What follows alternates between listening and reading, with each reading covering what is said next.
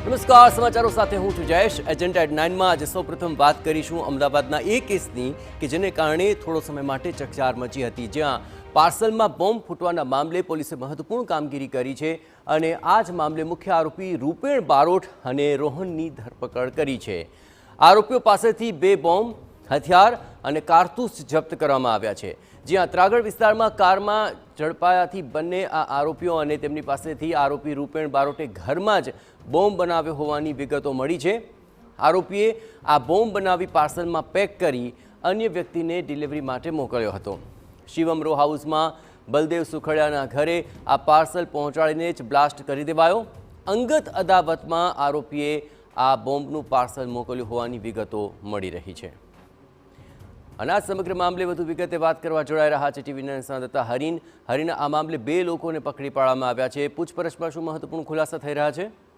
બિલકુલ, ગઈકાલે સવારનો આ બનાવ છે અને શિવમ રો હાઉસમાં જ્યારે પાર્સલ બોમ્બ ફૂટ્યો હતો અને ત્યારબાદ પોલીસની અલગ અલગ ટીમો પહોંચી ચૂકી હતી, એફએસએલની ટીમ પહોંચી ચૂકી હતી અને સમગ્ર મામલે જે પાર્સલ આપવા આવેલા ગૌરવ ગઢવી અને અન્ય એક વ્યક્તિની ગઈકાલે જ ધરપકડ થઈ ચૂકી હતી. અને જે મુખ્ય આરોપી છે રૂપેન અને તેની સાથે બોમ્બ બનાવનાર રોહન, આ બંને આરોપીઓ છે ફરાર હતા. તેની પોલીસે શોધખોળ હાથ ધરી હતી. એ દરમિયાન ઝોન 2 એલસીબીની ટીમ છે તેને સફળતા મળી હતી અને ત્રાગડ વિસ્તારમાંથી આ બંને આરોપીઓ છે તેની ધરપકડ કરી છે અને બંને આરોપીઓ ક્રેટા કારમાં બેઠા હતા. તે સમયે પોલીસ ત્યાં પહોંચી હતી.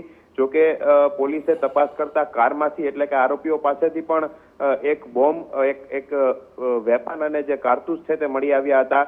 આ જે રૂપેન છે તેના ક્રાઇમ બ્રાન્ચ દ્વારા જયારે તપાસ કરવામાં આવી હતી ગઈકાલે, ત્યારે પણ મોટી સંખ્યામાં બોમ્બ બનાવવાની સામગ્રી મળી આવી હતી. 3 દેશી કટ્ટા મળી આવ્યા હતા અને હવે જયારે તે પકડાયો છે ત્યારે પણ તેમની પાસેથી બોમ્બ અને હથિયારો મળી આવ્યા છે. એટલે પોલીસ હવે બંનેની પૂછપરછ કરશે કે આટલી મોટી સામગ્રી છે તે અન્ય કોઈ જગ્યાએ વાપરવાના હતા કે કેમ, પરંતુ અત્યારે પોલીસને સફળતા મળી છે અને મુખ્ય આરોપી રૂપેન છે તે અનેક ગુનાઓ તેના ઉપર નોંધાઈ ચૂક્યા છે. તે બુટલેગર, વોન્ટેડ બુટલેગર પણ છે અને તેમની પોલીસે ધરપકડ કરી લીધી છે.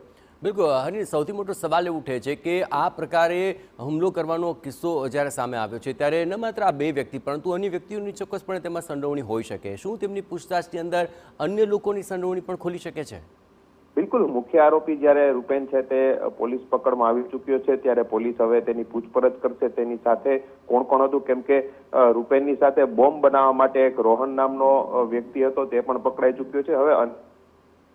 હવે કેમ અન્ય કોઈ લોકો તેમાં સામેલ છે કે કેમ તે હવે પોલીસે પૂછપરછ કરશે, કેમ કે પકડ કરી આજે 2 લોકો પકડાઈ ચૂક્યા છે. એટલે કુલ આ કેસમાં 4 આરોપી પકડાઈ ચૂક્યા છે. તમામની પૂછપરછ કરતા કોઈ વધુ આરોપીઓ છે આમાં તેમણે તે સામેલ છે કે કેમ તે પણ પોલીસ હવે તપાસ કરશે. બિલકુલ હરીન, તમામ ગતિવિધિઓ પર આપ નજર રાખતા રહેજો. તો અત્યાર સુધી આ કેસમાં કુલ 4 લોકોને પકડી પાડવામાં આવ્યા છે. મુખ્ય બંને આરોપીઓ પકડાયા અને તેમની પૂછપરછમાં અંગત અદાવતમાં તેમણે આ બોમ્બથી હુમલો કર્યો હોવાની વિગતો મળી રહી છે.